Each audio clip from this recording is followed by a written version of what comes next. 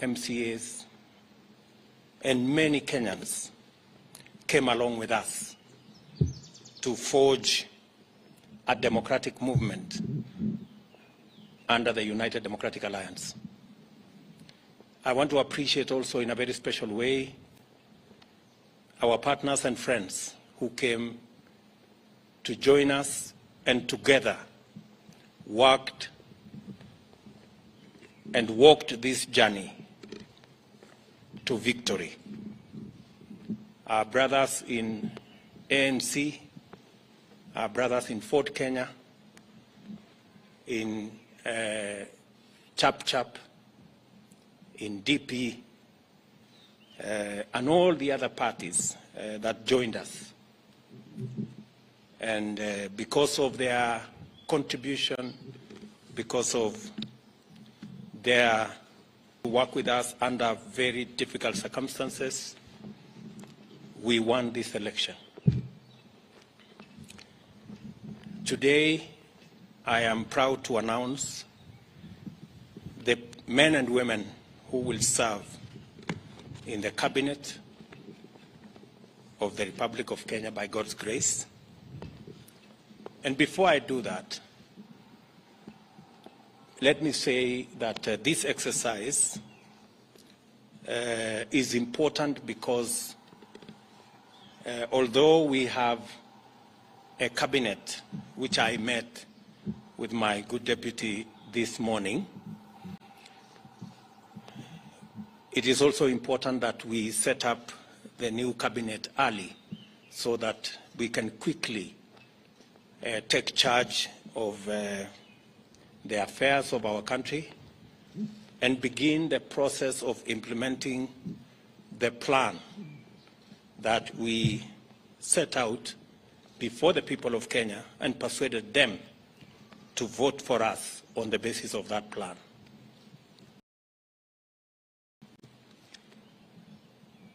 And it's because of that reason, and after extensive consultation with our teams, I am going to announce the following. My good deputy, Rigathi Gachagua, who I have a lot of regard for standing with me and working extra hours and being part of my support team. And now, by God's grace, he is the Deputy President of the Republic of Kenya. As I promised, my deputy is going to be a very busy person. And I am sending an executive order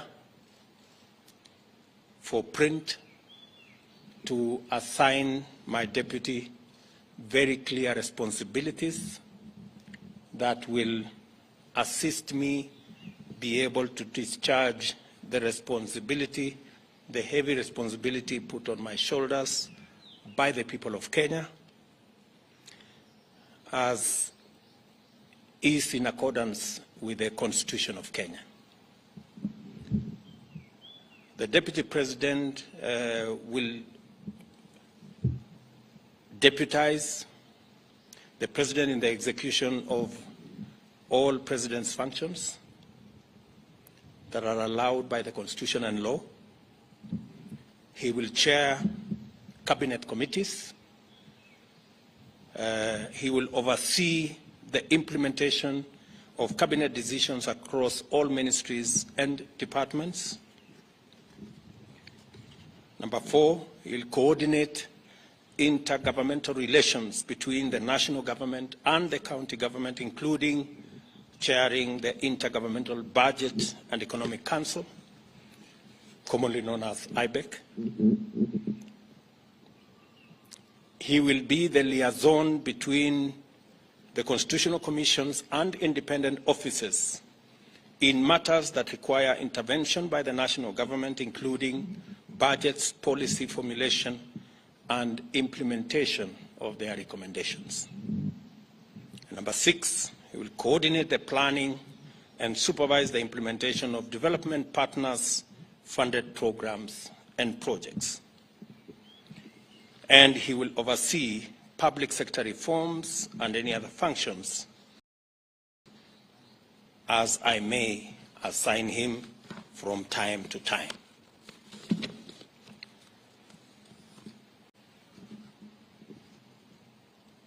We have again the other very important position, and that is the position of the Prime Cabinet Secretary. And I have appointed my brother, Wycliffe Musalia Mudavadi, into that office. That office is probably the most senior office after the office of the President and Deputy President. And I have set out functions for that office. He will assist the President and Deputy President in the coordination and supervision of government ministries and state departments, in liaison with the ministry responsible for interior and national coordination, oversee the implementation of national government policies, programs, and projects. Number 3, he will chair and coordinate national government legislative agenda across all ministries and state departments in consultation with and for transmission to the party coalition leadership in both National Assembly and the Senate. He will facilitate interministerial coordination of cross-functional initiatives and programs. He will also coordinate, number 5, and supervise. He will coordinate and supervise the technical monitoring and evaluation of government policies, programs, and projects across ministries, and of course perform any other functions as I may assign him from time to time. The other appointments I have made this afternoon are appointments of ministers. The Minister for Interior and National Administration, the Honorable Professor Abraham Kithure Kindiki, the Minister for National Treasury and Planning, Professor Njuguna Ndungu,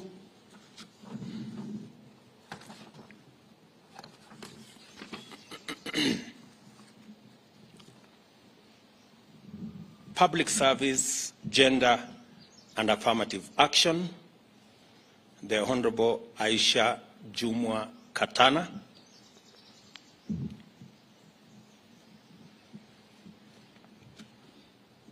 Ministry of Defense, the Honorable Aden Bare Duale, Ministry of Water, Sanitation and Irrigation, the Honorable Alice Mudoni Wahome, Minister for Foreign Affairs and Foreign and Diaspora Affairs, the Honorable Alfred Mutua,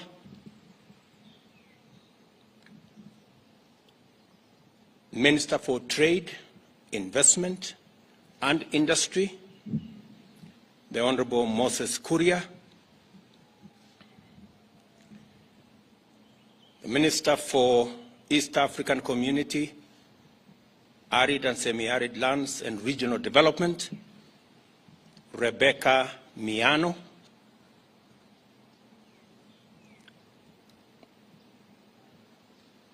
Minister for Roads, Transport and Public Works, the Honorable Onesimus Kipchumba Murkomen,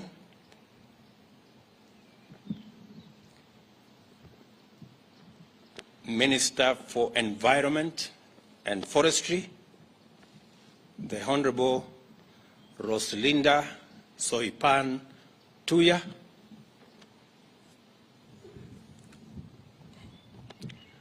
Minister for Lands, Housing and Urban Development, Zakaria Mwangi Njeru, Minister for Tourism, Wildlife and Heritage, the Honorable Penina Malonza, Minister for Agriculture, Livestock Development, the Honorable Franklin Mithika Linturi,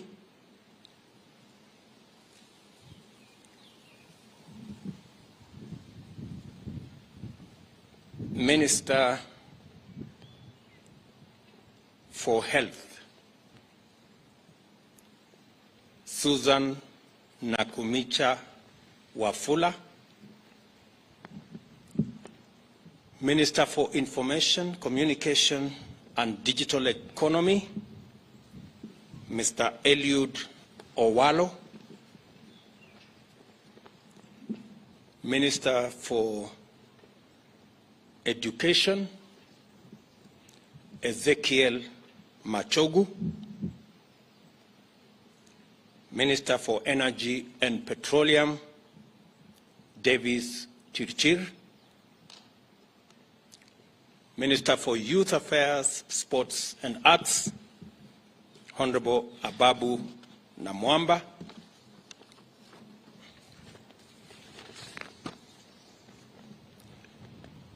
Minister for Cooperatives and Micro, Small and Medium Enterprise Development, Simon Chelugui, Minister for Mining, Blue Economy and Maritime Affairs, Salim Mvurya, Minister for Labor and Social Protection, for Florence. I have also made the following cabinets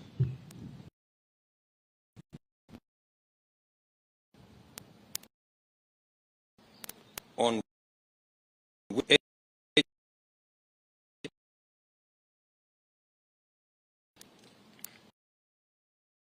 advisor,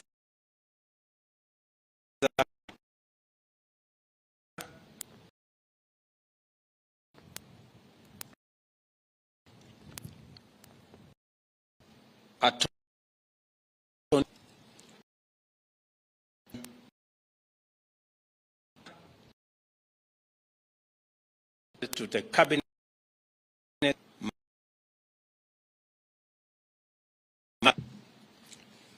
Those are the appointments I have made this afternoon.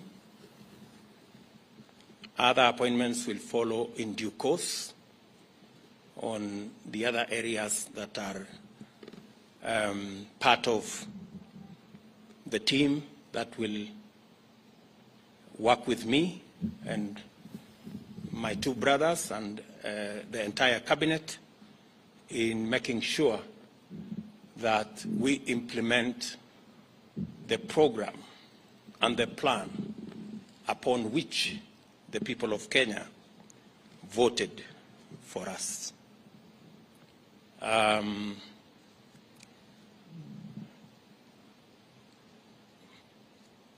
This afternoon also,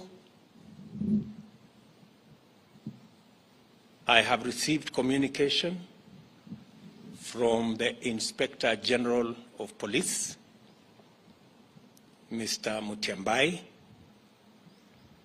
of his request to proceed on terminal leave because of his health situation. I have, after discussing with Mr. Mutyambai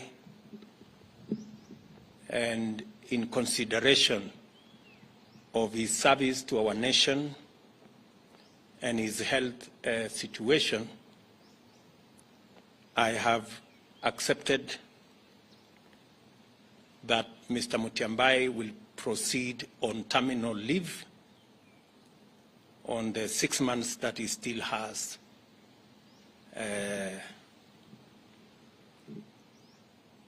of his contract.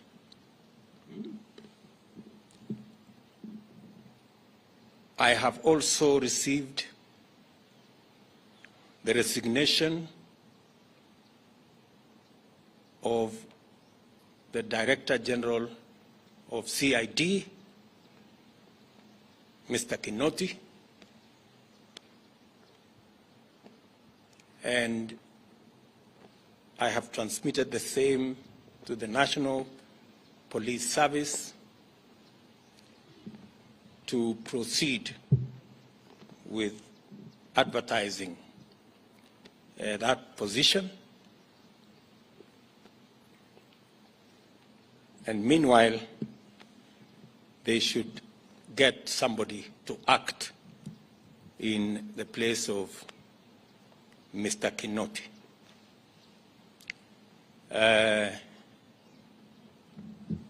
Some consultations were going on.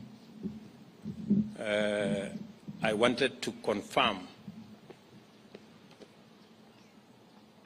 whether the gentleman I want to propose for Parliament to consider as the next Inspector General are concluded. Is there somebody? Get me Kinywa. Get me Kinywa. Bring the.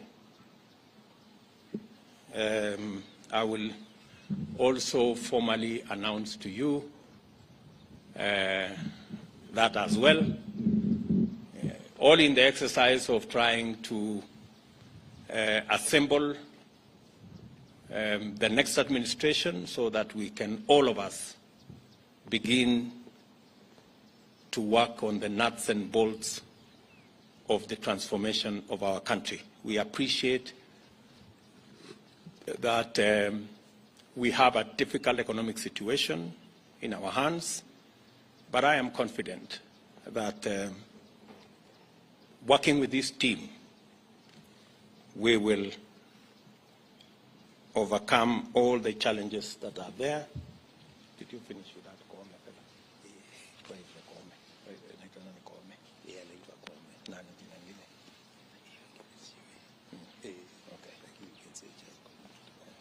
Who is currently what? Yes.